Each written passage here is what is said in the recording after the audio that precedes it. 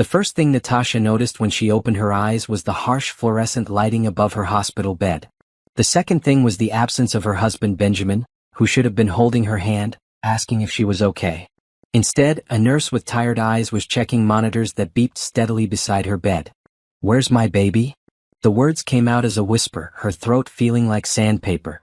Natasha's hand instinctively moved to her belly, where her 6-month bump should have been. The flatness under the hospital gown made her heart stop. "Mrs. Richardson, please try to stay calm," the nurse said, but her expression told Natasha everything she needed to know. "The doctor will be in shortly to explain everything." Natasha's mind raced back to the last thing she remembered. She had been at their home, preparing for what was supposed to be a small celebration for the baby shower that Benjamin had insisted on hosting. She remembered feeling dizzy after drinking the sparkling grape juice that Rachel, Benjamin's secretary, had brought over to help with preparations. Rachel had been so helpful lately, always volunteering to assist with party planning and errands. Too helpful, Natasha now realized. "How long have I been here?" Natasha asked, her voice stronger now despite the growing panic in her chest. 3 days, the nurse replied. "You were brought in unconscious. Your husband said he found you collapsed in your bedroom. 3 days. 3 days of her life gone, and Benjamin wasn't even here." Natasha tried to sit up, but her body felt weak, foreign. The hospital gown was loose around her middle, confirming her worst fears about the baby she had been carrying. Dr. Martinez entered the room with a clipboard and the kind of serious expression that medical professionals wear when delivering devastating news. He was a middle-aged man with graying temples and kind eyes that couldn't hide the gravity of what he was about to say. "Mrs. Richardson, I'm glad to see you're awake. How are you feeling?" "Tell me about my baby," Natasha said, cutting straight to the point. She had no patience for small talk when her world was clearly falling apart. Dr. Martinez pulled up a chair beside her bed. "I'm very sorry to tell you this, but you lost the baby. The toxicology report showed high levels of a substance in your system that caused severe complications. We did everything we could, but the damage was too extensive." "What substance?" Natasha's voice was eerily calm, though inside she felt like screaming. "A combination of medications that should never be mixed, especially not by someone who's pregnant. It appears someone deliberately gave these to you. The police have been notified and they'll want to speak with you when you're ready." Deliberately. Someone had done this on purpose. Someone had murdered her child and nearly killed her in the process.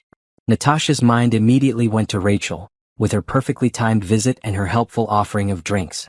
Rachel, who had been working late with Benjamin more and more frequently.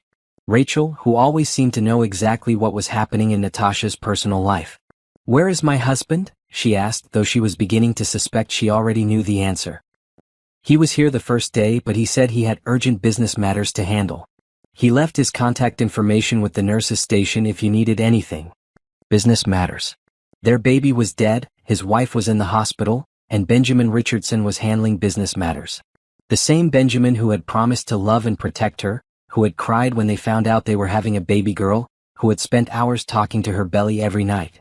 A police detective knocked on the door frame and entered when Dr. Martinez waved him in. Detective Johnson was a tall black man with intelligent eyes and a notebook already in his hand. "Mrs. Richardson, I'm sorry to bother you while you're recovering, but I need to ask you some questions about what happened 3 days ago." Natasha nodded, her mind becoming clearer with each passing minute. If someone had done this deliberately, she was going to make sure they paid for it. No one takes away a mother's child and gets away with it. "Tell me about the last thing you remember," Detective Johnson said, pen poised over his notebook. "I was at home preparing for a small gathering we were having for the baby. My husband's secretary, Rachel Martinez, came over to help.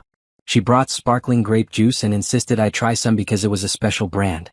After I drank it, I started feeling dizzy and nauseous. I thought it was just pregnancy symptoms, but then everything went black." Detective Johnson wrote quickly. "This secretary, Rachel Martinez, how well do you know her?" "She's worked for my husband for about 2 years. She's always been very attentive to our personal lives. Always asking about the baby, offering to help with things. I thought she was just being nice." "Has your husband mentioned working late more often recently? Any changes in his behavior?" The question hit Natasha like a physical blow because the answer was yes. Benjamin had been working late almost every night for the past 3 months. He'd been distant, distracted, always on his phone. She had attributed it to work stress and the pregnancy pressure, but now she was seeing it in a completely different light. "Yes," she said quietly. "He's been working very late. Always with important clients, he said. Always with meetings that couldn't be postponed.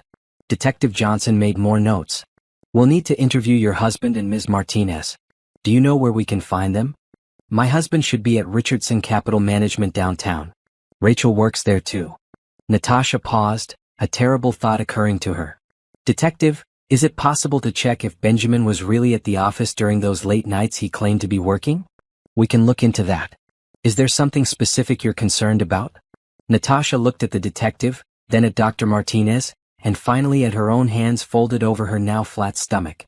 She had been naive, trusting, focused on preparing for their daughter's arrival. But lying in this hospital bed, having lost everything that mattered most to her, she was beginning to see the bigger picture. I think my husband might be having an affair with Rachel. And I think she drugged me to get rid of the baby.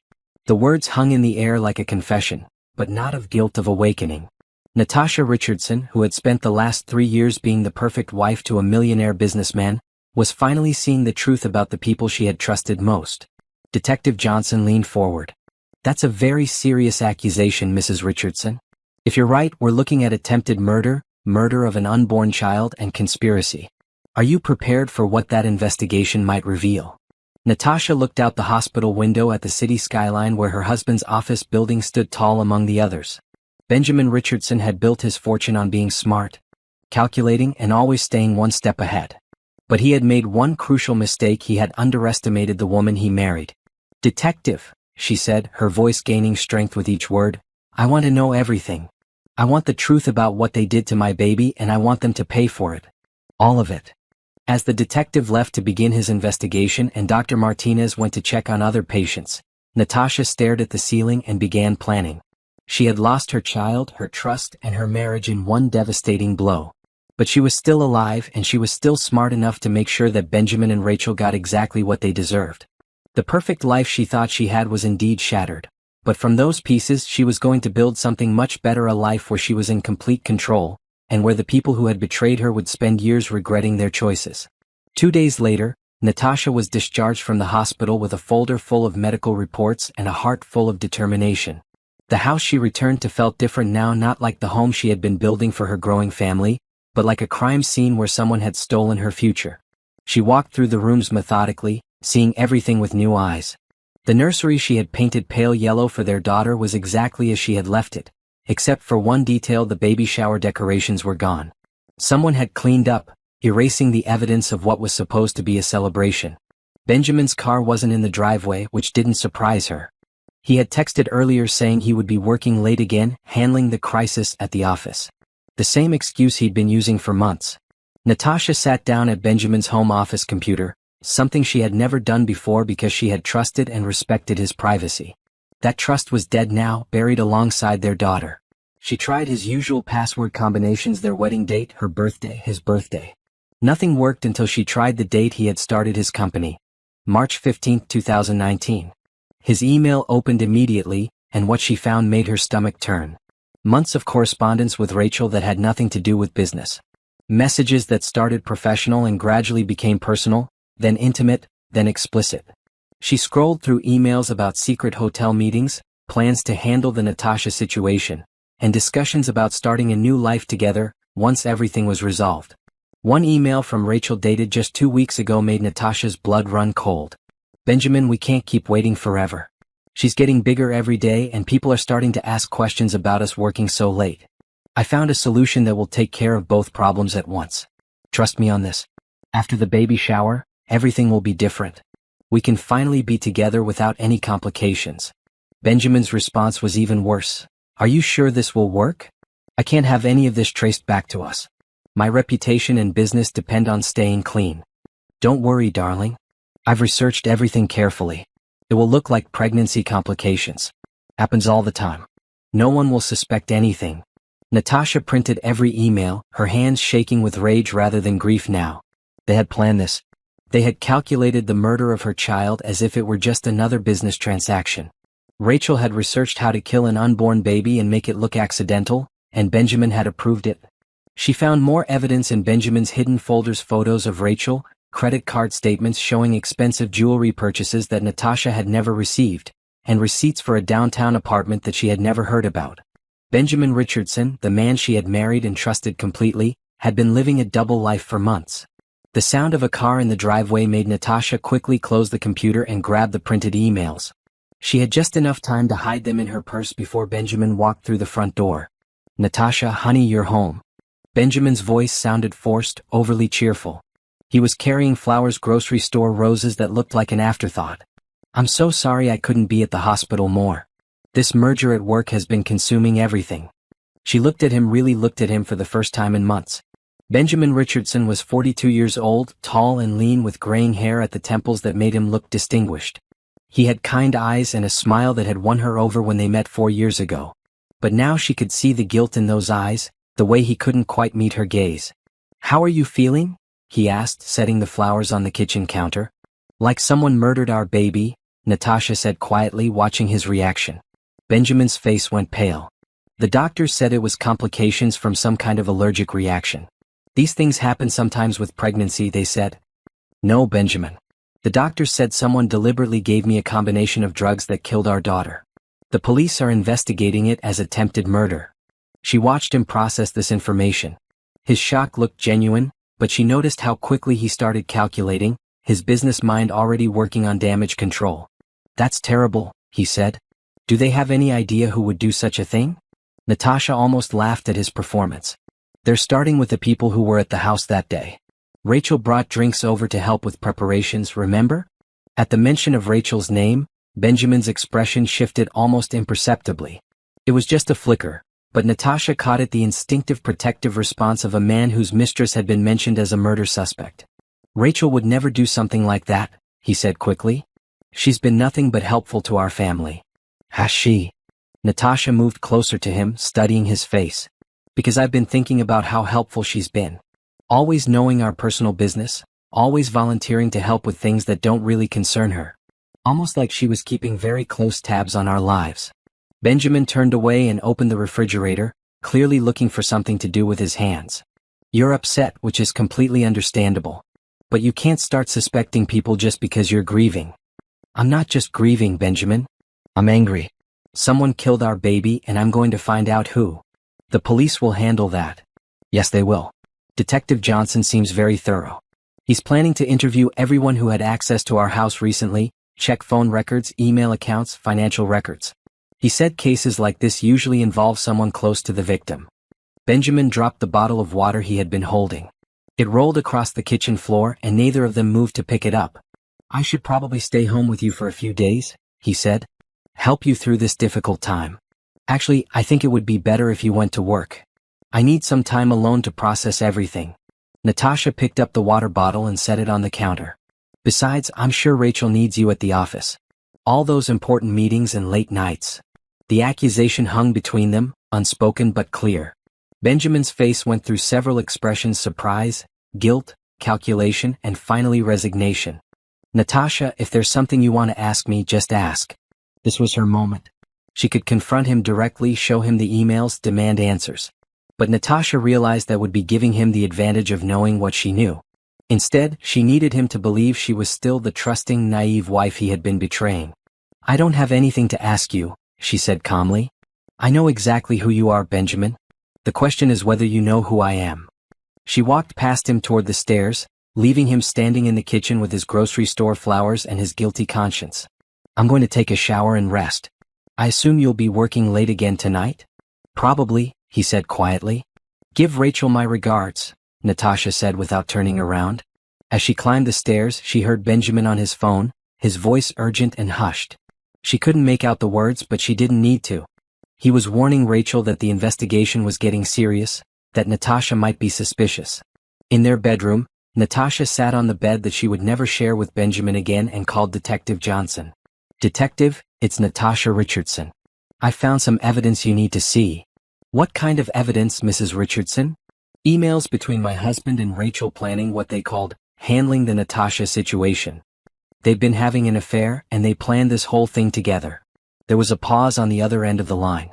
"Mrs. Richardson, I need you to be very careful. If what you're saying is true, then both of them are extremely dangerous. Don't confront them, don't let them know what you've discovered. Don't worry, detective. I'm done being the naive wife. From now on, I'm going to be very strategic about how I handle Benjamin and Rachel. What do you mean by that? Natasha looked at herself in the bedroom mirror. She was 34 years old, smart, educated, and until 3 days ago she had been completely dependent on Benjamin's wealth and status. But she was about to change that. I'm going to make sure they both get exactly what they deserve. And I'm going to enjoy watching it happen. After hanging up with the detective, Natasha opened her laptop and began researching. She looked up divorce lawyers, private investigators, and business consultants. If Benjamin thought he could destroy her life and walk away with his reputation intact, he was about to learn how wrong he was. The woman who had trusted blindly was gone. In her place was someone who would never be a victim again. The next morning, Natasha woke up with a clarity she hadn't felt in months. She had spent the night planning instead of grieving, strategizing instead of crying. Benjamin had already left for work, probably to coordinate with Rachel about how to handle the police investigation. She dressed carefully in a black dress that showed her respect for her lost daughter while making her look professional and strong. Today she was going to start gathering the evidence that would destroy both Benjamin and Rachel completely. Her first stop was Richardson Capital Management, the investment firm Benjamin had built over the past 8 years. Natasha had been there countless times for company parties and client events, always playing the role of the supportive wife who smiled and made small talk while Benjamin impressed potential investors. The receptionist, Patricia, greeted her with genuine sympathy. "Oh, Mrs. Richardson, I heard about what happened. I'm so sorry for your loss." "Thank you, Patricia. Is Benjamin in? I brought him lunch." Natasha held up a bag from Benjamin's favorite restaurant, playing the part of the caring wife. "He's in a meeting with Ms. Martinez, but I'm sure he'll want to see you. Let me buzz him." "Actually, don't bother them if it's important business. I'll just wait in his office." Natasha smiled and headed toward the elevator. "You know how he hates being interrupted during client meetings." Patricia nodded and returned to her work, not questioning why Benjamin's wife would have access to his office. That was the advantage of having been the trusted spouse. People still saw her as harmless. Benjamin's office was on the 15th floor, with floor-to-ceiling windows overlooking the city. Natasha had always admired this view, thinking about how hard Benjamin had worked to earn this success. Now she wondered how much of his business was built on lies and manipulation, just like their marriage. She could hear voices coming from the conference room next to Benjamin's office, his voice and Rachel's, speaking in hushed, urgent tones. Natasha quietly moved closer to the connecting door between the offices. "Can't keep panicking every time the police ask a question," Benjamin was saying. "We knew this might happen." "I'm not panicking," Rachel replied sharply. "But your wife isn't as stupid as we thought. She's asking the right questions, and Detective Johnson is taking this seriously. The toxicology report doesn't prove anything specific. You made sure of that." "Yes, but if they dig deeper into our relationship, if they find the apartment, if they check our phones and emails, they won't find anything. I've been careful." Natasha almost laughed out loud. Benjamin thought he had been careful, but he had left a digital trail that would convict them both. "What about the insurance policy?" Rachel asked. "When will that pay out?" Natasha's blood went cold. "Insurance policy? What insurance policy?" "The life insurance on Natasha and the baby should process within 90 days if the police close the case as accidental death. $2 million total. $2 million.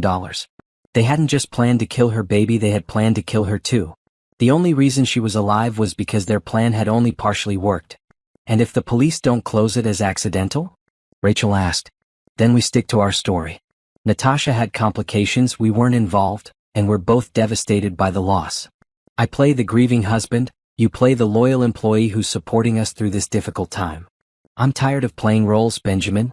I'm tired of pretending to care about your wife while I watch her live in the house that should be mine, wearing the jewelry I should have, carrying the baby that should have been ours. Rachel, we talked about this. You agreed to be patient. That was before she survived. The plan was supposed to take care of both problems. Now she's alive, asking questions, and the police are investigating. What if she finds out about us?" "She won't. Natasha trusts me completely. She's not smart enough to put the pieces together." Natasha gripped the door frame, her knuckles white with rage. Not smart enough. After 4 years of marriage, that's what Benjamin thought of her. "I saw her at the hospital," Rachel continued. "She looked different. Harder. What if losing the baby changed her? It doesn't matter what losing the baby did to her. What matters is that we control the narrative. As long as everyone believes I'm the devoted husband helping his wife through tragedy, we're safe." And after? When do we stop pretending? After the insurance pays out, after the police investigation is closed, after enough time has passed that no one will question our relationship. Maybe a year, maybe two. Then I'll divorce her for growing apart after the loss of our child. You'll conveniently be there to help me heal. Everyone will think it's a beautiful love story. Beautiful love story. They thought murdering her and her baby was going to be their beautiful love story. Natasha quietly moved away from the door and sat at Benjamin's desk. She turned on his computer and began copying files onto a thumb drive she had brought. Financial records, client lists, email backups, tax documents, everything she could access. She found something even more damaging than the emails. Benjamin had been embezzling money from client accounts to fund his lifestyle and his affair with Rachel. The downtown apartment, the expensive gifts, the luxury vacations he claimed were business trips, all of it paid for with stolen money. Her phone buzzed with a text from Benjamin. Heard you stopped by the office. Sorry I missed you. In meetings all day. See you tonight. Natasha smiled grimly and texted back. No problem. Just wanted to surprise you. Love you. She finished copying the files and left the building, nodding pleasantly to Patricia on her way out. Let Benjamin and Rachel think they were safe. Let them think she was too devastated and too stupid to figure out their plan. From Benjamin's office building, Natasha drove to meet with Jennifer Walsh, the divorce lawyer she had researched the night before. Jennifer had a reputation for handling high-profile divorces and making sure her clients got everything they deserved. Mrs. Richardson, I'm very sorry for your loss, Jennifer said as they sat in her downtown office. I understand you're considering divorce?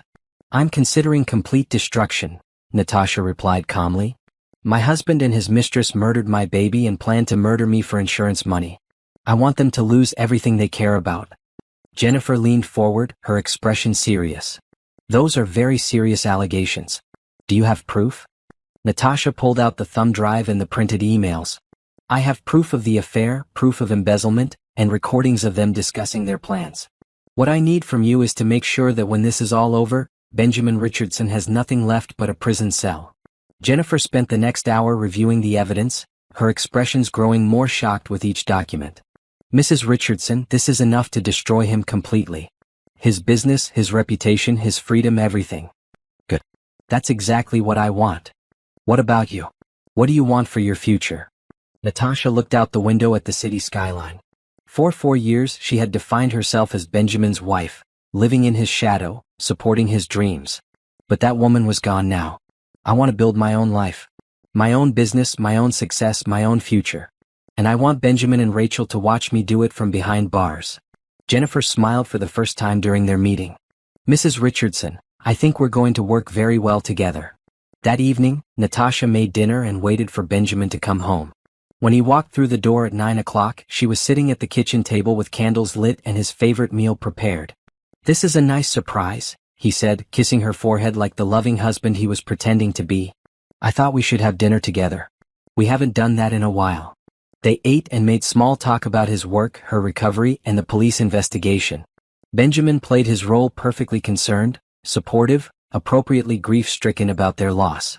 The detective called me today, he said as they were clearing the dishes. He wanted to ask some questions about the day of the baby shower. What did you tell him? The truth.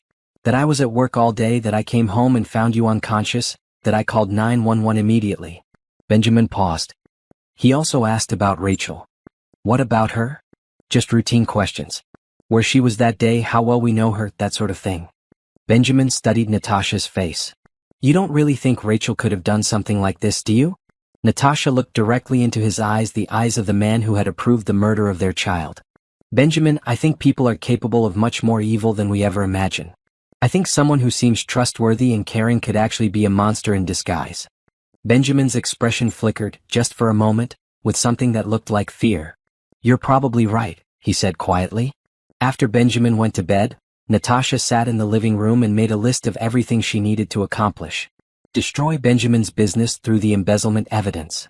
Make sure both he and Rachel were prosecuted for murder and attempted murder. Build her own life from the ground up. But most importantly, she needed to make sure that when this was all over, they would understand that underestimating Natasha Richardson had been the biggest mistake of their lives.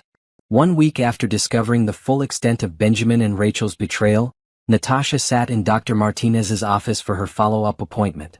The physical healing was progressing well, but the emotional transformation was complete.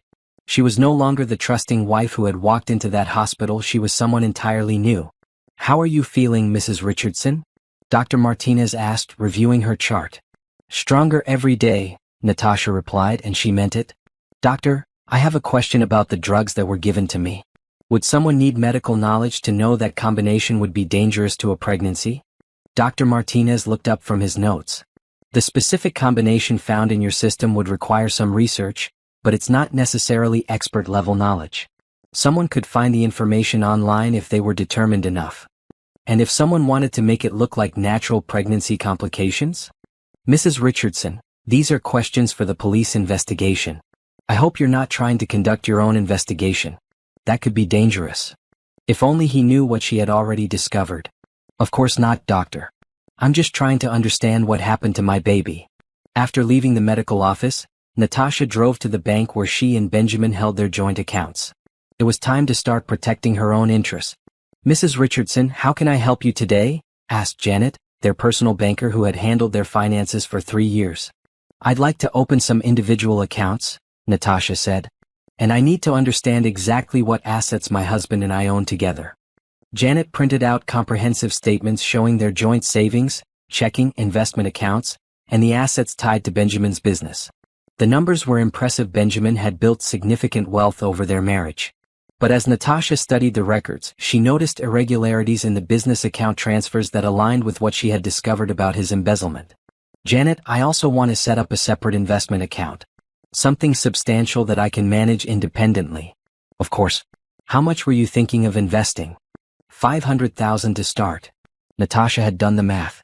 This was money from their joint savings that she had every legal right to access, and it would give her the foundation she needed to become financially independent. "That's a significant investment, Mrs. Richardson. Does Mr. Richardson know about this decision?" "My husband is dealing with some serious business issues right now. I'm taking more responsibility for managing our personal finances." It wasn't exactly a lie. Benjamin would indeed be dealing with serious business issues very soon. After setting up her new accounts and transferring the money, Natasha drove to a commercial real estate office in the business district. If she was going to build her own future, she needed to start with the foundation. "I'm looking for office space for a business consulting firm," she told the agent, Thomas Chen. "Something professional but not ostentatious. I want clients to feel like they're getting value, not paying for luxury." Thomas showed her several properties, but one stood out: a corner office on the 8th floor of a modern building, with large windows and an open layout perfect for a growing business. "This space was recently vacated by a law firm," Thomas explained. "It's already set up with conference rooms, individual offices, and a reception area. Very turnkey for someone starting a new venture." "What's the lease term?" "We can do anything from 1 year to 5 years, depending on your needs." "I'll take a 3-year lease," Natasha decided. "I want to be established but maintain flexibility for growth." That afternoon, she signed the lease under her maiden name, Natasha Parker Consulting. The name felt right, like she was reclaiming the identity she had set aside when she became Mrs. Richardson. Her phone rang as she was leaving the real estate office. Detective Johnson's name appeared on the screen. "Mrs. Richardson, we need to meet. I have some updates on the investigation." They arranged to meet at a coffee shop downtown, away from any place where Benjamin or Rachel might see them together. Detective Johnson was waiting at a corner table when Natasha arrived, and his expression was serious. "We've made progress," he said without preamble. "The lab analysis confirmed that the drug combination in your system was specifically chosen to cause pregnancy complications. This wasn't random or accidental." "What does that mean for the case?" "It means we're officially treating this as attempted murder and murder of an unborn child. We've also obtained warrants for your husband's and Ms. Martinez's phone records, email accounts, and financial records." Natasha nodded calmly, though inside she felt a surge of satisfaction. "What can I do to help?" "Actually, Mrs. Richardson, I need to ask you to be careful. Based on what we're uncovering, both your husband and Ms. Martinez are extremely dangerous. If they realize you're cooperating with our investigation..." "Detective, I appreciate your concern, but I'm not the same woman I was 2 weeks ago. I know exactly how dangerous they are, and I'm prepared to protect myself." Detective Johnson studied her face. "You seem different than when we first met. Losing a child and discovering your husband planned to murder you tends to change a person," Natasha replied dryly. "Is there anything else you think we should know?" Any other evidence or information? Natasha considered telling him about the embezzlement evidence she had found, but decided to save that revelation for when it would have maximum impact. Just make sure you look closely at Benjamin's business finances. I think you'll find some interesting irregularities. After meeting with the detective, Natasha drove home to prepare for another performance as the grieving, unsuspecting wife. Benjamin's car was already in the driveway when she arrived, which was unusual for a weekday evening. She found him in his home office looking stressed and agitated. Papers were scattered across his desk, and his laptop was open to what looked like financial spreadsheets. "You're home early," she said from the doorway. Benjamin looked up, startled. "Oh, hi, honey. Yeah, I had some things to catch up on at home. Everything okay? You look upset." "Just some complications with a client account. Nothing serious." He closed the laptop quickly. "How was your day? Did you go anywhere?" The question sounded casual, but Natasha caught the underlying tension. He was worried about what she might be doing, who she might be talking to. "I had my follow-up appointment with Dr. Martinez, then ran some errands. Nothing exciting." She moved into the office and sat in the chair across from his desk. "Benjamin, can I ask you something?" "Of course." But his posture had become defensive. "Do you think we'll ever be able to have another baby? After everything that happened?" The question seemed to catch him off guard. For a moment, his mask slipped, and she saw something that looked almost like guilt cross his features. I don't know, Natasha. Maybe we should focus on healing first, on getting through this tragedy together." "Together?" she repeated. "That's important to me, Benjamin. Knowing that we're facing this together, that there are no secrets between us." "Of course there are no secrets," he said, but he couldn't maintain eye contact. "Good. Because I don't think I could handle any more surprises right now. Finding out that someone close to us was involved in what happened to our baby, that would destroy me completely." Benjamin's hands gripped the edge of his desk. "Why would you say something like that?" "Just thinking about how much we trust the people around us. Like Rachel, for instance. She's been so much a part of our lives. If something like this investigation revealed that someone we trusted was involved." Natasha let the sentence hang in the air. "The investigation won't reveal anything like that," Benjamin said quickly. "Because nothing like that happened." Natasha smiled sadly. "You're right. I'm probably just being paranoid because I'm grieving. I should trust the people who love me." She stood up and kissed his forehead, playing the role of the loyal wife. "I'm going to make some tea. Would you like some?" "No, thank you. I have more work to finish." As she left the office, Natasha heard Benjamin immediately pick up his phone and dial. She lingered just outside the door to listen. "Rachel, we need to talk. Tonight. Something's wrong." "Perfect. Let them panic. Let them make mistakes while trying to cover their tracks." In the kitchen, Natasha made herself tea and opened her laptop. She had research to do and a business plan to write. While Benjamin and Rachel worried about the investigation closing in on them, she was going to build the foundation for her new life. She spent the evening researching business consulting, identifying potential clients, and creating a comprehensive plan for Natasha Parker Consulting. Her background in marketing and her connections through Benjamin's business network would give her a strong foundation, but she planned to succeed entirely on her own merits. At 10 o'clock, Benjamin announced he was going for a drive to clear his head. Natasha knew he was really going to meet Rachel, probably to coordinate their stories and plan their next moves. She didn't care. Every mistake they made, every panicked decision, every desperate attempt to cover their tracks would only make the eventual reckoning more complete. After Benjamin left, Natasha called Jennifer Walsh. "Mrs. Richardson, it's rather late. Is everything all right?" "Everything's perfect. I wanted to let you know that I'm moving forward with the divorce proceedings. I've established my own financial independence and business foundation. How quickly can we move?" "If you have the evidence you showed me, we can move very quickly. But are you sure you want to file now while the criminal investigation is ongoing?" "I want the divorce filed as soon as the criminal charges are announced. I want Benjamin to lose his wife, his business, his freedom, and his reputation all at the same time." Jennifer was quiet for a moment. "Mrs. Richardson, I have to ask, are you looking for justice or revenge? Is there a difference?" Natasha asked. "My baby is dead because of what they did. My marriage was a lie, my trust was violated, and they planned to murder me for insurance money. If ensuring they face the full consequences of their actions is revenge, then yes, I want revenge. In that case, I'll have the paperwork ready to file as soon as you give me the word." When Benjamin returned home 2 hours later, he looked even more agitated than when he had left. Natasha was reading in bed, playing the part of the innocent wife waiting for her husband. "How was your drive?" she asked. "Fine. Help me think." He undressed and got into bed beside her, but she could feel the tension radiating from his body. "Benjamin, are you worried about the police investigation?" "A little. I just want them to find whoever did this to you and our baby." Natasha turned to face him in the darkness. "They will. Detective Johnson seems very thorough. He said they're getting close to making arrests." Benjamin went completely still. "Arrests?" "He said that. He said whoever did this left more evidence than they realized. Apparently, people who commit crimes always think they're smarter than they are." Benjamin didn't respond, but Natasha could hear his breathing change. He was scared, and he should be. "Good night, honey," she said, settling back into her pillow. "Sweet dreams." But she knew Benjamin wouldn't be having sweet dreams anytime soon. And neither would Rachel.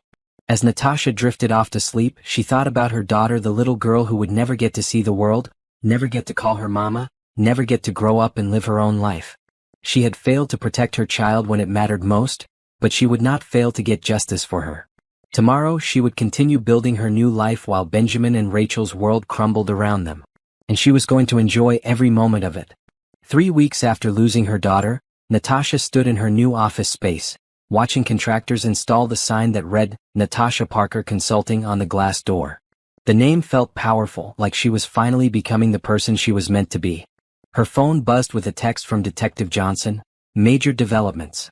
Can you meet this afternoon?" Natasha replied that she would be there, then turned back to supervising the office setup. She had hired a small but efficient team. Carmen, an experienced office manager who had previously worked for a major consulting firm, and Michael, a recent business school graduate who was brilliant with data analysis and financial modeling. "Mrs. Parker," Carmen said, approaching with a tablet full of scheduling information.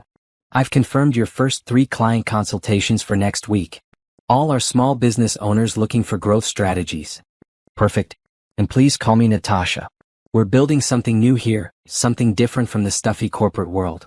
Carmen smiled. "I like that approach. It feels more genuine." Genuine. That was exactly what Natasha wanted her business to be, the complete opposite of everything false and manipulative in her previous life. Her phone rang with a call from Jennifer Walsh. "Natasha, I have news. The criminal investigation is moving faster than expected. Detective Johnson called my office to let us know they're planning arrests within the next few days." "Both Benjamin and Rachel?" "Yes. They have enough evidence for conspiracy to commit murder, attempted murder, and several financial crimes related to your husband's business practices." "Financial crimes?" "It seems your tip about irregularities in his business finances led them to discover extensive embezzlement. Your husband has been stealing from client accounts for over 2 years." Natasha felt a surge of satisfaction. The evidence she had found on Benjamin's computer had served its purpose. "How much money are we talking about?" "Over $800,000. When this becomes public, it will destroy his reputation completely. No one will ever trust him with their money again." "Good. What about the divorce proceedings?" "I'll file the papers the moment the arrests are made. By the time Benjamin gets out on bail, he'll discover that his wife has left him, taken half of all legitimate assets, and started her own successful business." After ending the call, Natasha walked around her new office, envisioning the future she was creating. This space would be where she built something meaningful, where she helped other people achieve their business goals while achieving her own independence. Michael approached with a laptop and a concerned expression. "Natasha, I've been researching Richardson Capital Management as you requested. There are some very concerning patterns in their public financial reports." "Show me." Michael pulled up spreadsheets and charts that clearly illustrated the embezzlement patterns she had discovered. "If I were a client of this firm, I would be very worried about the security of my investments." "How many clients does Richardson Capital manage?" "About 40 high net worth individuals and small businesses. Total assets under management around $15 million. And when Benjamin is arrested for stealing from these clients, the firm will collapse almost immediately. No one will leave their money with a company whose founder is facing criminal charges for theft." Natasha nodded. Benjamin had spent 8 years building Richardson Capital, establishing himself as a trustworthy investment advisor, creating his reputation and his fortune. In a matter of days, all of it would be gone. That afternoon, she met Detective Johnson at the same coffee shop where they had met before. He looked tired but satisfied. "Mrs. Richardson, we're ready to move. Tomorrow morning, we'll be arresting both your husband and Ms. Martinez.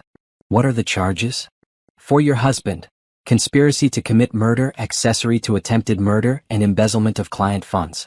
For Ms. Martinez, attempted murder, murder of an unborn child, conspiracy to commit murder, and administering drugs without consent. Will they get bail?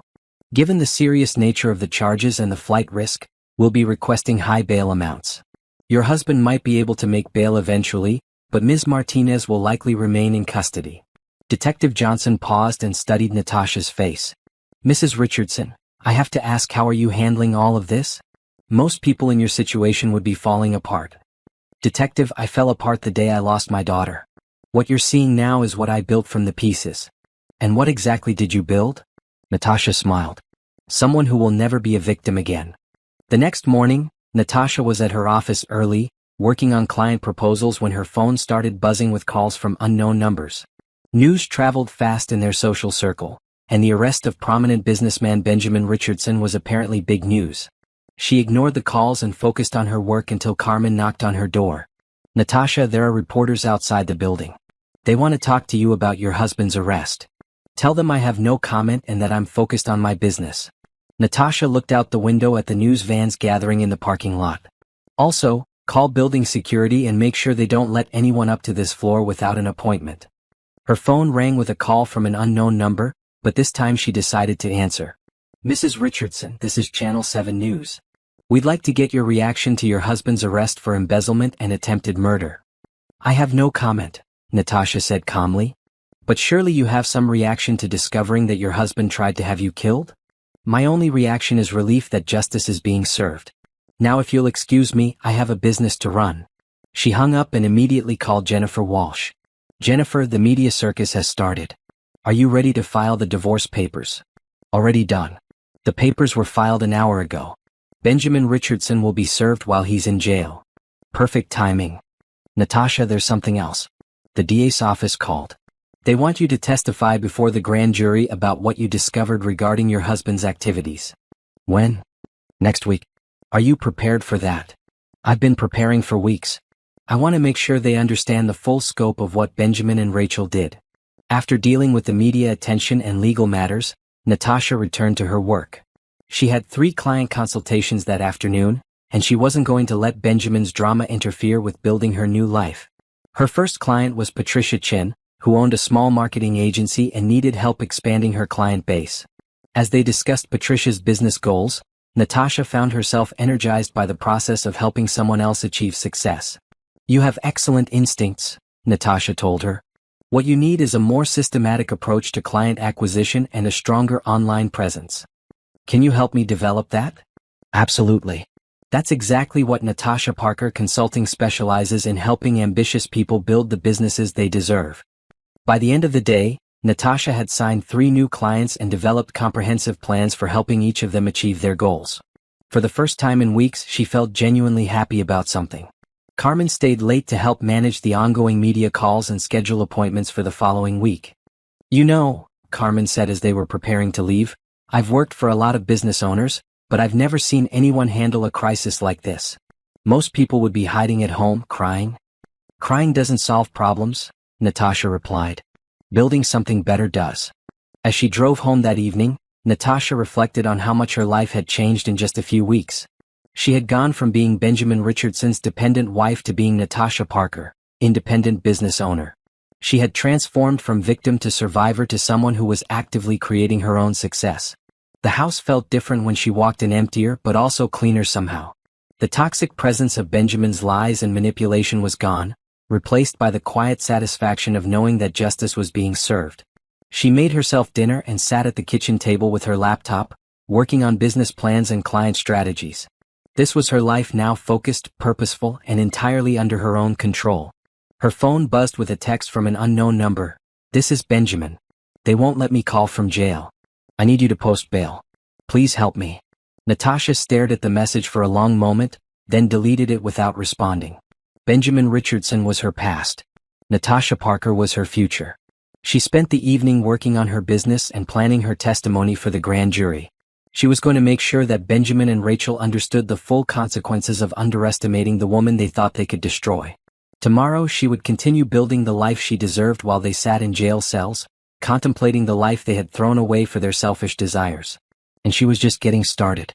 1 month after Benjamin's arrest, Natasha sat in the federal courthouse preparing to testify before the grand jury.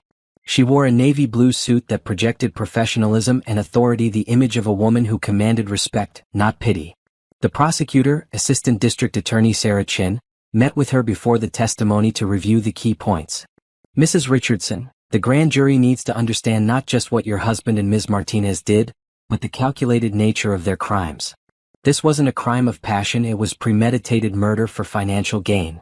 I understand completely, Natasha replied. They planned every detail, from the affair to the embezzlement to the murder of my child. I have documentation of all of it. When she entered the grand jury room, Natasha felt a sense of power she had never experienced before. These 23 citizens would decide whether Benjamin and Rachel faced trial for their crimes, and she was going to make sure they understood the full scope of what had happened. Ladies and gentlemen, she began, 6 weeks ago, I was a trusting wife preparing for the birth of my first child. My husband Benjamin Richardson and his secretary Rachel Martinez murdered my daughter and tried to murder me for $2 million in insurance money. She methodically presented the evidence. The emails plotting her death, the financial records showing embezzlement, the toxicology reports proving deliberate poisoning, and the insurance policies taken out just months before the attack. They didn't just betray my trust, Natasha concluded. They betrayed every client who trusted Benjamin with their money, every employee who worked for his company, and every friend who believed they were good people. They are dangerous criminals who will hurt anyone to get what they want. The grand jury deliberated for less than 2 hours before returning with indictments on all charges. Benjamin and Rachel would face trial for attempted murder, murder of an unborn child, conspiracy, and multiple counts of embezzlement and fraud. Walking out of the courthouse, Natasha felt the weight of justice beginning to balance the scales. Her phone buzzed with a call from Detective Johnson. Mrs. Richardson, excellent testimony. The grand jury was clearly convinced. What happens next? Trial preparation. Given the strength of the evidence, the DA expects this to move quickly. Both defendants are looking at 25 to life if convicted on all charges. 25 to life. Benjamin and Rachel would spend the rest of their lives in prison, paying for what they had done to her daughter. From the courthouse, Natasha drove to her office, where Carmen was managing a steady stream of new client inquiries. Word about Natasha Parker Consulting was spreading, and business was growing rapidly. 3 more potential clients called this morning, Carmen reported. Including Harrison Industries, they want to hire us for a major expansion project. Harrison Industries was a $50 million manufacturing company. Landing them as a client would establish Natasha Parker Consulting as a serious player in the business world. Schedule the meeting for tomorrow, Natasha decided. And Carmen, start researching larger office space. We're going to need more room. That afternoon, Natasha met with Michael to review their growing client portfolio and financial projections. At our current growth rate, we'll need to hire 2 more consultants within 6 months, Michael reported. Our revenue for the first month exceeded our 6-month projections. What about the Richardson Capital situation? How is that affecting the market? The firm collapsed completely. All clients withdrew their funds within days of Benjamin's arrest. The estimated total losses from his embezzlement are now over $1 million. Natasha nodded. Benjamin's life work had been destroyed in a matter of days, just as he had tried to destroy hers. Her phone rang with a call from Jennifer Walsh. Natasha, we have developments on the divorce front. Benjamin's lawyer contacted me about a settlement offer. What kind of offer? He wants to keep the house and his remaining business assets in exchange for paying you ongoing alimony. Natasha almost laughed. He's in jail facing 25 to life, his business is destroyed, and he thinks he can negotiate keeping assets? His lawyer seems to think the criminal charges might not stick, or that he might get a reduced sentence. What did you tell them? I told them you weren't interested in alimony from a convicted felon. You want a clean break and your fair share of all legitimate assets. Perfect. Make sure Benjamin understands that I don't want anything from him except the satisfaction of watching him face the consequences of his choices. That evening, Natasha worked late at her office, preparing for the Harrison Industries presentation. As she researched their company and developed a comprehensive consulting proposal, she reflected on how much her life had changed. 6 weeks ago, she had been financially dependent on a man who was planning to murder her. Now she was building a successful business and helping other people achieve their goals. She had transformed from victim to victor in less than 2 months. Her phone buzzed with another text from Benjamin's number. "Natasha, please reconsider. We can work this out. I made mistakes, but we can rebuild." This time, instead of deleting the message, she decided to respond. "Benjamin, the only mistake you made was thinking I was weak enough to let you destroy me. Enjoy prison." She blocked his number and returned to work. The next morning, Natasha arrived at Harrison Industries wearing her best suit and carrying a presentation that would win them the biggest contract of her young company's existence. "Mrs. Parker," said James Harrison, the company's CEO, "we're impressed with your reputation and your team's background. What can you offer Harrison Industries?" "Mr. Harrison, I can offer you something unique, a consultant who understands that success isn't just about making money, it's about building something lasting and meaningful. I've learned the hard way what happens when people prioritize short-term gains over long-term integrity." She presented her comprehensive analysis of Harrison Industries' expansion opportunities, including detailed financial projections, risk assessments, and implementation timelines. The presentation was flawless, professional, and convincing. "Mrs. Parker," James Harrison said when she finished, "you've clearly done your homework. But I have to ask, with all the media attention around your personal situation, can we trust that you'll be focused on our business needs?" Natasha looked him directly in the eyes. "Mr. Harrison, my personal situation taught me that I can survive the worst betrayal imaginable and come out stronger. If I can rebuild my entire life in 6 weeks, I can certainly help you expand your business. The question isn't whether I'm focused, it's whether you're ready to work with someone who never gives up." Harrison smiled and extended his hand. "Welcome to the Harrison Industries team, Mrs. Parker." Walking out of Harrison Industries with a signed contract worth $200,000, Natasha felt a surge of pure triumph. She had not only survived Benjamin and Rachel's attempt to destroy her, she was thriving beyond anything she had ever imagined possible. Her phone rang with a call from ADA Sarah Chin. "Mrs. Richardson, I have news about the plea negotiations." "Plea negotiations?" "Both defendants' lawyers approached us about plea deals to avoid trial." "What kind of deals?" "Benjamin's lawyer offered a guilty plea to embezzlement in exchange for dropping the attempted murder charges. Rachel's lawyer wants to plead guilty to involuntary manslaughter instead of murder." Natasha felt a surge of anger. They were still trying to minimize the consequences of what they had done. "What was your response?" "I told them we're not interested in deals. We have enough evidence to convict on all charges, and that's exactly what we intend to do." "Good. I want them to face the full consequences of their choices. The trial is scheduled to begin in 8 weeks. Are you prepared for that?" "I've been preparing since the day I woke up in that hospital bed." That evening, Natasha celebrated her business victory with dinner at an upscale restaurant downtown. As she sat alone at a table overlooking the city, she raised a glass of wine to toast her daughter's memory. "I'm sorry I couldn't protect you," she whispered. "But I promise I'll make sure they pay for what they did to you." Her phone buzzed with a text from Carmen. "Channel 7 wants to interview you about building a successful business after tragedy. Interested?"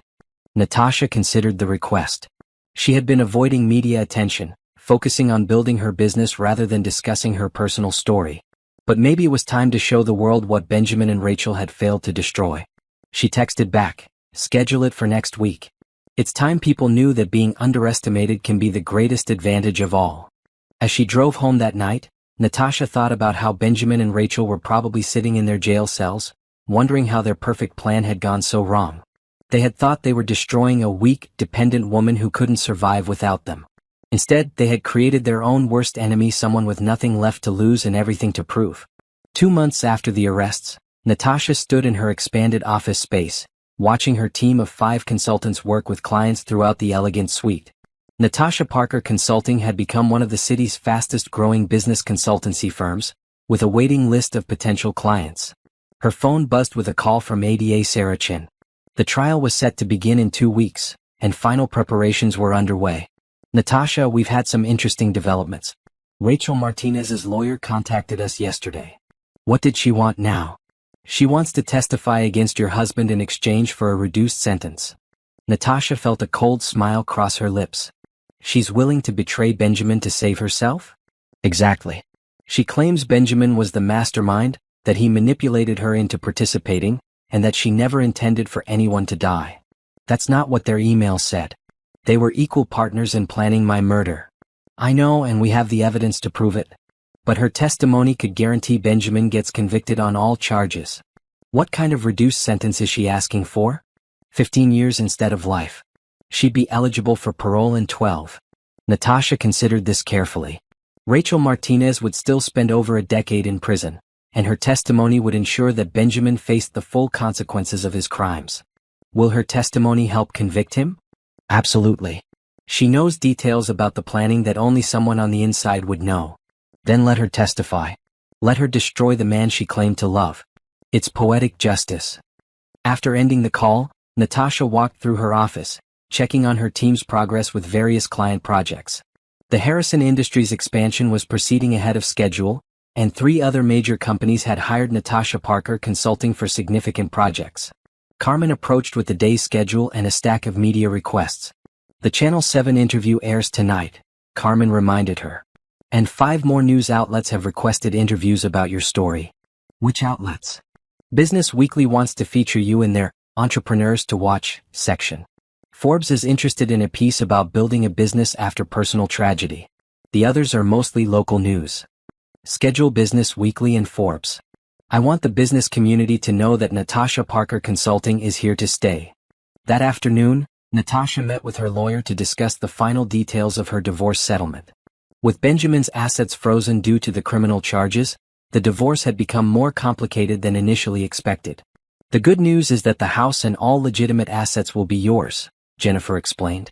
Benjamin's criminal activity has voided any claim he might have had to contested property. What about his business assets? Richardson Capital Management is being liquidated to pay back the clients he stole from. There won't be anything left from that. And his personal accounts? After paying legal fees and restitution, there won't be much left. But you'll receive everything that remains. Natasha nodded. She didn't care about Benjamin's money. She was making more than enough on her own. What mattered was that he would have nothing left when he got out of prison in 25 years. That evening, Natasha watched herself on the Channel 7 News interview from her home office. The woman on screen looked confident, professional, and completely in control, nothing like the grieving victim people might have expected to see. After losing everything I thought mattered, her televised self was saying, I discovered that I had never really lost anything at all. I had just been living someone else's version of my life. Now I'm living my own version, and it's better than anything I could have imagined. The interviewer asked, do you have any message for other women who might be facing similar betrayals? Yes. Don't wait for someone else to save you, and don't waste time being the victim of someone else's choices. Take control of your life and build something better. The people who try to destroy you are actually giving you the greatest gift, the opportunity to discover how strong you really are.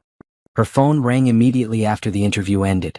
The caller ID showed a number she didn't recognize, but she answered anyway. Mrs. Richardson? This is Margaret Stone from Business Weekly. I just watched your interview, and I'd like to discuss a feature article about your business success. It's Miss Parker now, Natasha corrected. And I'd be happy to discuss that with you. Over the next week, Natasha gave interviews to several business publications, each one focusing on her transformation from dependent wife to successful entrepreneur. The story resonated with people, and her business phone rang constantly with new client inquiries. Michael presented her with updated financial projections that showed Natasha Parker Consulting on track to generate over $2 million in revenue during its first year. You've built something remarkable, he told her. Most consulting firms take 3 to 5 years to reach this level of success. Most consulting firms aren't built by someone with nothing left to lose, Natasha replied. The trial began on a crisp Monday morning in October. Natasha arrived at the courthouse wearing a black suit and carrying herself with the confidence of someone who had already won the most important victory. The media circus was significant. Benjamin Richardson's fall from respected businessman to accused murderer was big news, and Natasha's transformation into a successful entrepreneur added another layer to the story. Inside the courtroom, she saw Benjamin for the first time since his arrest. He looked thinner, older, and defeated. When their eyes met across the room, she saw no recognition of the woman he had tried to destroy. She was someone entirely different now. Rachel Martinez looked even worse. Jail had not been kind to her, and the stress of knowing she was about to testify against her former lover was clearly taking its toll. ADA Sarah Chen's opening statement was devastating. She methodically laid out the evidence of Benjamin and Rachel's conspiracy, the affair, the planning emails, the insurance policies, the deliberate drugging and the embezzlement that funded their lifestyle. Ladies and gentlemen of the jury, she concluded, the defendants thought they had committed the perfect crime. They thought they could murder an innocent woman and her unborn child, collect $2 million in insurance money, and live happily ever after. They were wrong. Benjamin's lawyer tried to argue that his client was being railroaded by an angry ex-wife, but the evidence was overwhelming.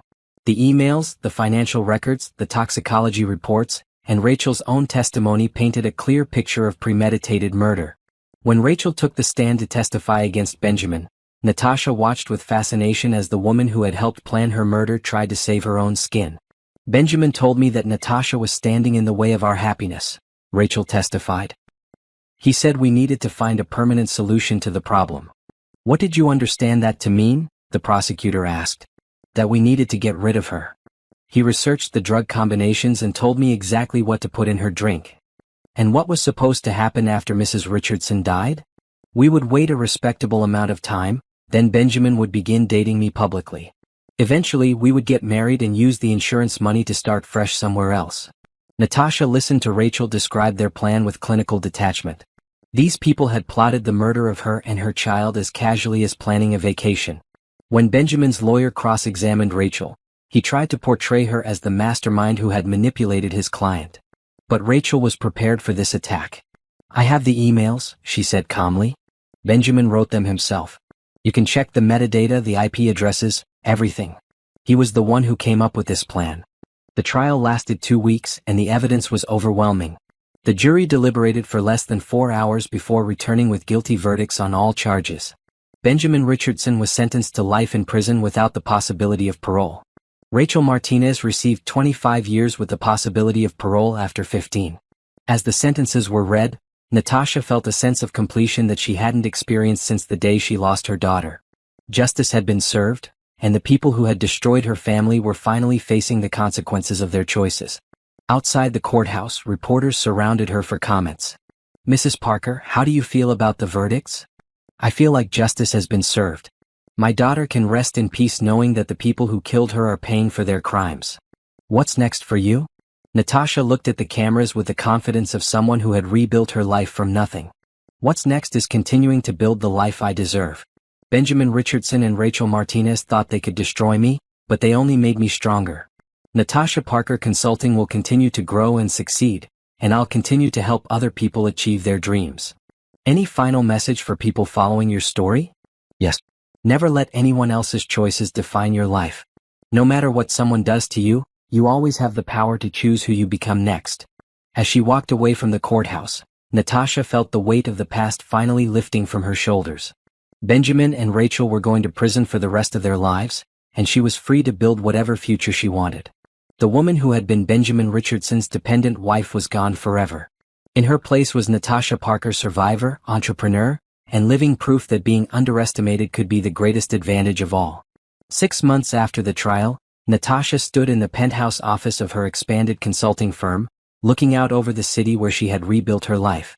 Natasha Parker Consulting now occupied an entire floor of a prestigious downtown building, with 22 employees and clients across 3 states. Her assistant knocked on the door and entered with the morning's mail and messages. Miss Parker, you have a call from 60 Minutes. They want to do a segment on your story for their show on remarkable business comebacks. Schedule it for next month, Natasha decided. Also, what's the status on the Harrison Industries expansion project? Completed ahead of schedule and under budget. Mr. Harrison wants to discuss hiring us for 3 more projects. Natasha smiled. Success was the sweetest revenge of all. Her phone buzzed with a call from Detective Johnson, who had become something of a friend during the investigation and trial. Natasha, I thought you'd want to know Benjamin Richardson was attacked in prison yesterday. Attacked? Is he alive? Yes, but he's in the prison hospital. Apparently, word got around that he murdered a pregnant woman, and the other inmates didn't take kindly to that. Natasha felt no sympathy for Benjamin. Prison justice was harsh, but he had earned every bit of what he was experiencing. What about Rachel Martinez? She's in protective custody at the women's prison. Apparently, she's not handling incarceration well.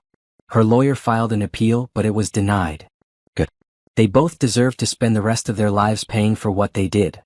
That afternoon, Natasha met with her accountant to review the quarterly financial reports. The numbers were impressive. Natasha Parker Consulting had generated over $3 million in revenue during its first 18 months, and projections showed continued rapid growth. "You've built something remarkable," her accountant told her. "Most people who go through what you experienced would have fallen apart. Instead, you've created one of the most successful consulting firms in the region." "Success is the best revenge," Natasha replied. "Every dollar I earn, every client I help, every person I employ is proof that Benjamin and Rachel failed to destroy me." Her phone rang with a call from Jennifer Walsh, who had become not just her lawyer but a trusted advisor. "Natasha, I have news about Benjamin's prison situation. His lawyer contacted me." "What does he want now?" "Benjamin is asking for a divorce meeting. He wants to discuss unfinished business between you two." Natasha almost laughed. "There is no unfinished business. Our marriage ended the day he tried to murder me." I told his lawyer the same thing.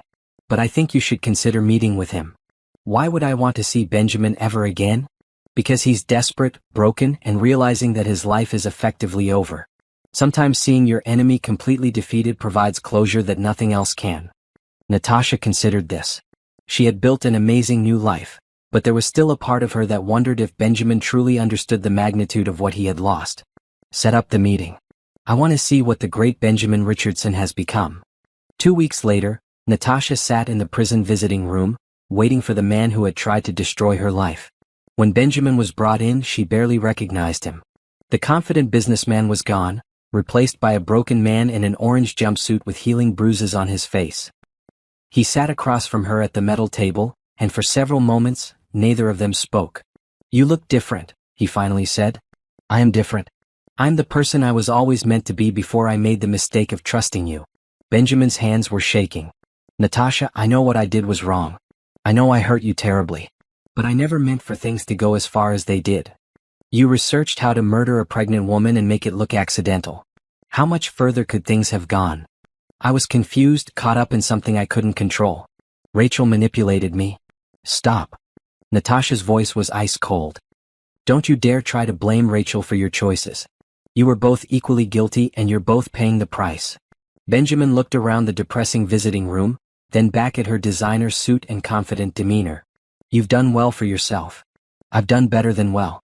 I've built a multi-million-dollar business, I employ over 20 people, and I'm featured in business magazines as an example of entrepreneurial success.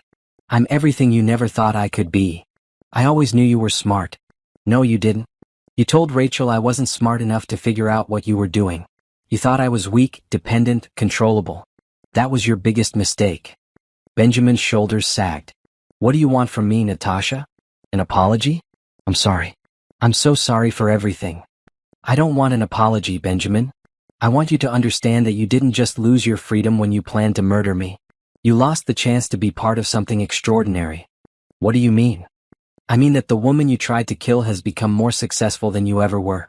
While you're rotting in here, I'm building something that will last for decades. You could have been part of that success if you had just been honest and faithful. Instead, you chose to throw everything away for a temporary affair with your secretary." Benjamin began to cry, actually cry in front of her. "I lost everything," he whispered. "My business, my reputation, my freedom, my life. And for what? For a woman who testified against me to save herself. You lost all of that because you chose to lose it. Every decision you made, from starting the affair to planning my murder to stealing from your clients, was your choice. You weren't a victim of circumstances, you were the architect of your own destruction. Can you ever forgive me?" Natasha looked at this broken man who had once seemed so powerful and successful. She felt no pity, no lingering love, no desire for reconciliation. "Benjamin, I forgave you the day I decided to build a better life than the one you tried to take away from me. But forgiveness doesn't mean I'll ever forget what you did, and it doesn't mean there won't be consequences. You're going to spend the rest of your life in prison, and I'm going to spend the rest of mine proving that you made the worst decision in the world when you underestimated me." She stood to leave. "Natasha, wait. Is there any chance, any possibility that we could work things out someday? When I get out?" Natasha turned back to face him one final time. "Benjamin, you're never getting out. You received life without parole, remember? And even if you did, the woman you married is dead. You killed her the day you decided to murder our baby. I'm someone completely different now, someone you never deserved and could never understand." As she walked away from the prison, Natasha felt a sense of complete closure. Seeing Benjamin broken and defeated had confirmed what she already knew: she had won completely. That evening she worked late in her office, preparing for a presentation to the mayor's Economic Development Committee. Natasha Parker Consulting had been selected to help plan the city's business growth strategy, a contract worth over $500,000. Her phone rang with a call from a number she didn't recognize. When she answered, she heard Rachel Martinez's voice. "Natasha, please don't hang up. I'm calling from prison." "What do you want, Rachel?" "I want to apologize. I want you to know that I'm sorry for what we did to you and your baby." "Are you sorry you did it or sorry you got caught?" There was a long pause. "I'm sorry I listened to Benjamin. I'm sorry I let him convince me that you were the problem. I know now that he was using both of us." "Benjamin didn't use you, Rachel. You were both equally responsible for planning my murder. Don't try to rewrite history now that you're facing the consequences. I know you hate me and you have every right to, but I want you to know that I think about your baby every day. I think about the life we took away from her and from you. Good. I hope thinking about it keeps you awake every night for the next 25 years. Natasha, I know this is asking too much, but is there any way you could find it in your heart to forgive me?" Natasha looked out at the city lights, thinking about her daughter who would never see this view, never build her own dreams, never have the chance to forgive or be forgiven. "Rachel, I can forgive you the same way I forgave Benjamin, by building a life so successful and fulfilling that your attempt to destroy me becomes irrelevant. But I will never forget what you did, and I will never minimize the evil of your choices." "I understand. I hope you do. I hope you spend every day of your sentence thinking about the innocent life you took and the family you destroyed. I hope you never have a moment's peace." Natasha hung up and blocked Rachel's number. She was done with both of them forever. As she returned to work on her presentation, Natasha reflected on how completely the tables had turned. 6 months ago, Benjamin and Rachel had been planning her murder, confident in their superior intelligence and careful planning. Now they were both in prison, broken and desperate, while she was thriving beyond anything she had ever imagined possible. They had intended to destroy her, but instead, they had set her free to become the person she was always meant to be. Their betrayal had been the catalyst for her transformation from victim to victor. Her phone buzzed with a text from her newest client. "Ms. Parker, the board reviewed your proposal and we're extremely impressed. We'd like to move forward immediately. This is exactly the kind of innovative thinking our company needs." Natasha smiled and returned to her work. While Benjamin and Rachel rotted in their cells, she would continue building the empire they had inadvertently helped create. Their attempt to murder her had failed. But their attempt to destroy her had succeeded in ways they never could have imagined. It had destroyed the weak, dependent woman she used to be and created someone infinitely stronger in her place. 1 year after the trial, Natasha stood before a packed auditorium at the State University, delivering the keynote address for their annual Women in Business conference. Her story had become legendary in entrepreneurial circles: the woman who transformed devastating betrayal into remarkable success. "The people who try to destroy you," she told the audience of aspiring businesswomen, "are actually giving you the greatest gift possible. They're forcing you to discover strength you never knew you had, to build something better than anything you could have imagined while you were comfortable." The applause was thunderous. After her speech, dozens of women approached her with their own stories of betrayal, setbacks, and comebacks. Natasha realized that her experience, as painful as it had been, was helping other people find their own strength. Back at her office that afternoon, Carmen presented her with a stack of new business proposals and interview requests. "Forbes wants to feature you on their cover for the Self-Made Women issue," Carmen reported. "And Harvard Business School wants you to speak at their graduation ceremony. Schedule both. Also, what's the status on the new office locations?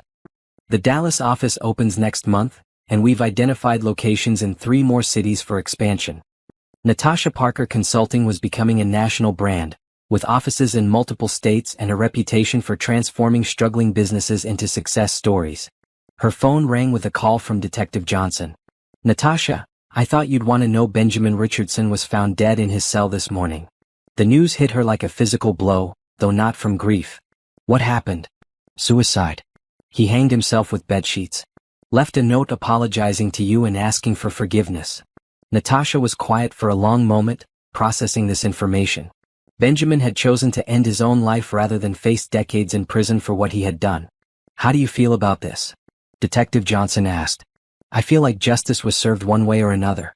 Benjamin made his choice to destroy our family, and now he's made his final choice about how to handle the consequences. And Rachel Martinez? What about her? She's still alive, still in prison. Apparently, Benjamin's death has affected her pretty badly. Her lawyer says she's having some kind of breakdown. Natasha felt no sympathy for Rachel either. She has 15 more years to think about what she did to my daughter. Maybe Benjamin's death will help her understand the true weight of their crimes. After hanging up, Natasha sat in her office thinking about the man who had once been her husband. Benjamin Richardson had been intelligent, charismatic, successful, and ultimately too weak to face the consequences of his choices. His suicide was the final act of cowardice in a life that had become defined by selfish decisions. That evening, she met with a client for dinner at an upscale restaurant downtown. Marcus Williams owned a chain of restaurants and was looking to expand into new markets. "Miss Parker," he said over appetizers, "I've been following your story in the business press.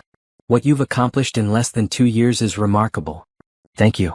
What you've built with your restaurants is impressive too. Sometimes the best businesses come from people who understand adversity." As they discussed his expansion plans, Natasha found herself energized by the challenge of helping another entrepreneur achieve their dreams. This work helping people build something meaningful gave her a sense of purpose that she had never felt during her marriage to Benjamin. Her phone buzzed with a text from an unknown number. "Miss Parker, this is Dr. James Chen from the fertility clinic.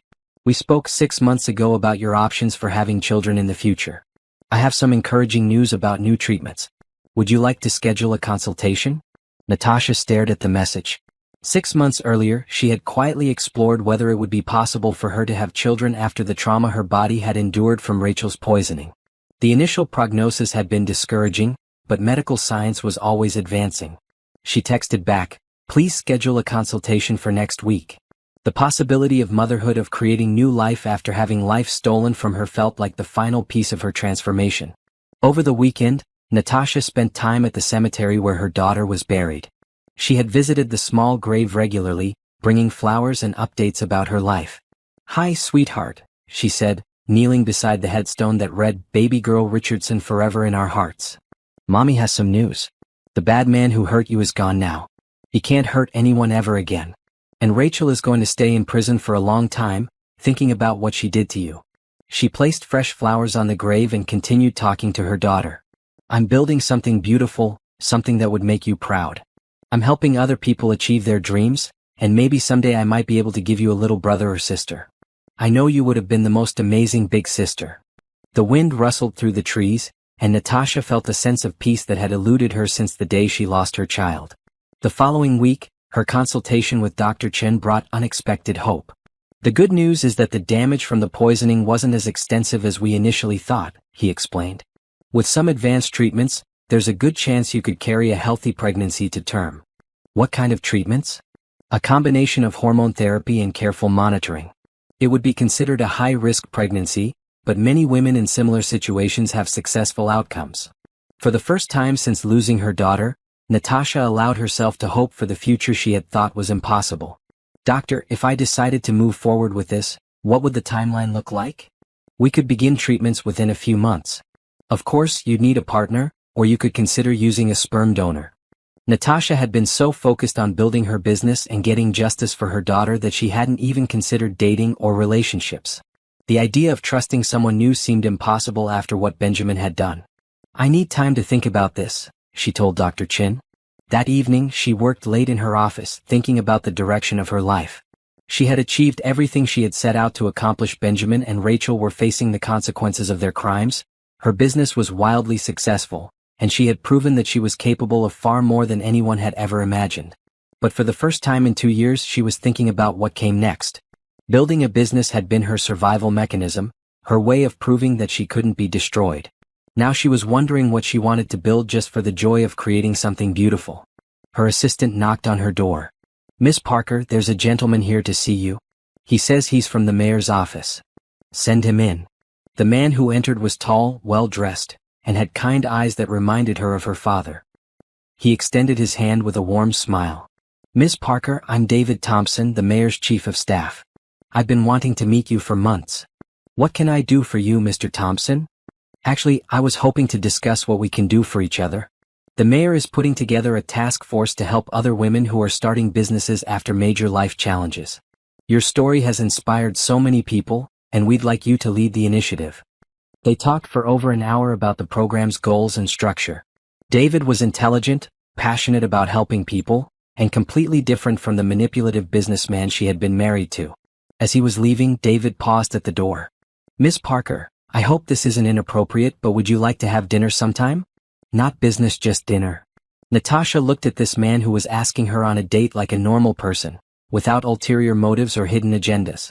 For the first time in 2 years, she felt a flutter of possibility. "I'd like that," she said. After he left, Natasha sat in her office thinking about the unexpected turns her life was taking.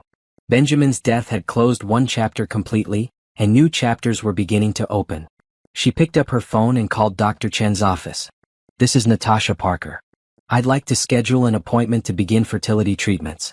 I'm ready to start building the family I deserve." As she made the appointment, Natasha realized that her transformation was complete. She had gone from victim to survivor to victor, and now she was ready to become something new, a woman who wasn't defined by what had been done to her, but by what she chose to create for herself.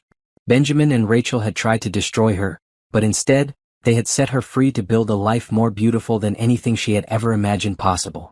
5 years after the day she lost her daughter, Natasha stood in the nursery of her new home, hanging delicate decorations for the baby girl she was expecting in 2 months. The walls were painted a soft lavender, and sunlight streamed through windows that looked out over the garden where she planned to teach her daughter to grow flowers. David appeared in the doorway, carrying a cup of herbal tea and wearing the gentle smile that had won her heart 3 years earlier. "How are you feeling, Mrs. Thompson?" he asked, using the married name she had taken just 6 months ago. "Like the luckiest woman in the world," Natasha replied, accepting the tea and letting him wrap his arms around her from behind. Their marriage had been everything her first marriage wasn't, built on honesty, mutual respect, and genuine love. David knew her entire story and loved her not despite her strength but because of it. "The contractor called," David said. "The new office building will be ready for Natasha Parker Consulting's headquarters next month." The business had continued to grow exponentially. What had started as a single office with 3 employees was now a national consulting firm with over 100 employees across 12 cities. Natasha had been featured on magazine covers, spoken at conferences worldwide, and become a symbol of entrepreneurial resilience. But more importantly, she had helped hundreds of other businesses succeed and employed dozens of people who depended on her company for their livelihoods. The success felt meaningful because it was built on helping others achieve their dreams. Her phone rang with a call from Detective Johnson, who had become a close friend over the years. "Natasha, I have news about Rachel Martinez." "What about her?" "She died in prison yesterday. Apparently she's been sick for months and refused treatment. Her cellmate said she'd been talking about wanting to join Benjamin, about not being able to live with what they did." Natasha felt a complex mix of emotions. Relief that the last person responsible for her daughter's death was gone, but also a strange sadness for the waste of 2 lives that could have been lived differently. "How do I feel about this?" she asked, more to herself than to Detective Johnson. "How do you feel about it?" "I feel like it's finally over. Both of them made their choices and both of them paid the ultimate price for those choices. I can close that chapter of my life completely now. And move forward with the new chapter?" Natasha looked around the nursery she was preparing for her daughter. "I've been moving forward for 5 years. This is just the next beautiful part of the journey."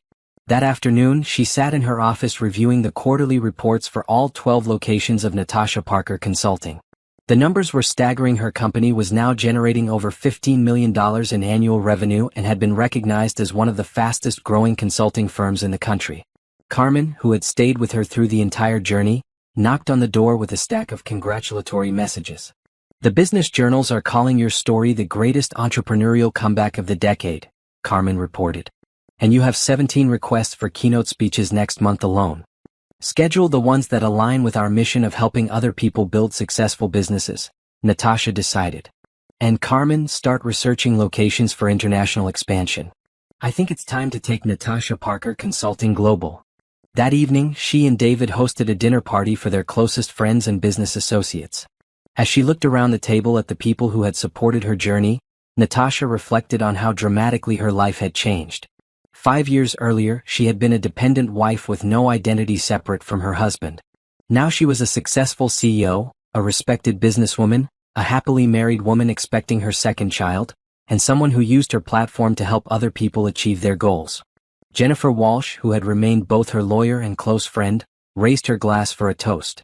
To Natasha Thompson, who proved that being underestimated can be the greatest advantage of all, and that the best revenge is building a life so successful that your enemies become irrelevant. Everyone raised their glasses, but Natasha had something to add. 5 years ago, 2 people tried to destroy me because they thought I was weak and disposable.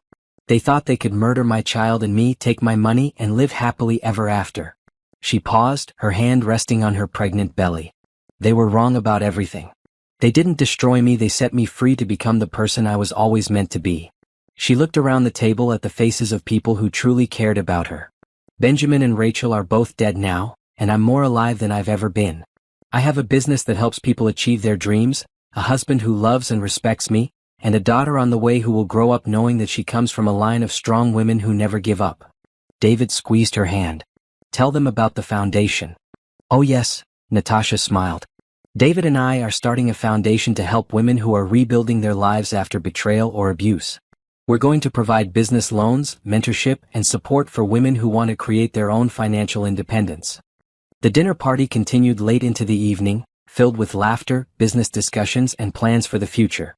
As the last guests were leaving, Natasha stood on her front porch looking out at the life she had built. Her phone buzzed with a text from an unknown number. Miss Parker, I watched your interview on 60 Minutes last night. 3 years ago, my husband left me with nothing after 20 years of marriage. I thought my life was over. But watching your story gave me hope that I could build something new. I started my own catering business and it's growing every month. Thank you for showing me that it's never too late to become who you're meant to be. Messages like this arrived regularly now. Natasha's story had inspired thousands of women to take control of their lives and build their own success. Later that night, as she was getting ready for bed, Natasha caught sight of herself in the mirror. The woman looking back at her was confident, successful, and genuinely happy. She bore no resemblance to the naive, dependent wife who had trusted blindly and nearly paid with her life. David appeared behind her in the mirror, wrapping his arms around her. Any regrets? He asked softly. About what? About any of it. The marriage to Benjamin, what happened, the path that brought you here. Natasha considered the question seriously. If Benjamin had never betrayed her, if Rachel had never tried to murder her, if she had never lost her first daughter, she would never have discovered her own strength. She would never have built her business, never have helped hundreds of other people achieve success, never have met David, never have learned what real love looked like. No regrets, she said firmly. Everything that happened led me to this life, to this family, to this purpose. Benjamin and Rachel thought they were destroying me, but they were actually creating the person I was always supposed to become. She placed her hands on her pregnant belly, thinking about the daughter who would be born in 2 months. This little girl is going to grow up knowing that she's strong, capable, and able to overcome anything life throws at her. She's going to know that being underestimated is an advantage, and that the best response to people who try to tear you down is to build something so beautiful and successful that their attempts become irrelevant. As they prepared for bed, Natasha thought about the journey that had brought her to this moment. She had started as a victim, become a survivor, transformed into a victor, and finally evolved into someone who used her victory to help others. Benjamin Richardson and Rachel Martinez were dead, their lives wasted on selfish desires and evil choices. But their attempt to destroy Natasha had ultimately created something beautiful: a successful business, a loving marriage, and a new life that would carry forward the lesson that strength comes from surviving the worst and building something better. Lying in bed next to her husband, feeling her daughter move inside her, surrounded by the success she had built with her own hands, Natasha finally felt complete peace. The woman who had been Benjamin Richardson's victim was gone forever. In her place was Natasha Thompson, entrepreneur, wife, mother-to-be, and living proof that being underestimated could be the greatest gift of all. Outside her window, the city lights twinkled like stars, illuminating the empire she had built from the ashes of betrayal. Tomorrow she would continue helping other people achieve their dreams while building an even brighter future for her growing family. The best revenge, she had learned, wasn't destroying your enemies, it was building a life so successful and fulfilling that their attempt to destroy you became just a footnote in your victory story. Benjamin and Rachel had given her the greatest gift possible when they tried to murder her: the opportunity to discover exactly how strong, capable, and extraordinary she really was. And for that, in a twisted way, she was almost grateful.